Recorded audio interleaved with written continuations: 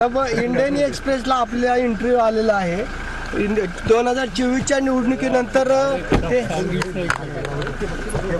राष्ट्रवादी काँग्रेस पक्ष विलीन होऊ शकतो असं आणि छोटे छोटे पक्ष त्यात विलीन होऊ शकतात असं म्हटलंय।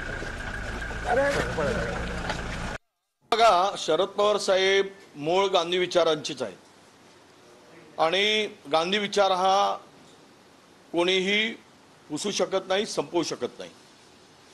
असं आहे, काही अवकाळी पावसासारखे पक्ष येतात, सत्तेत येतात।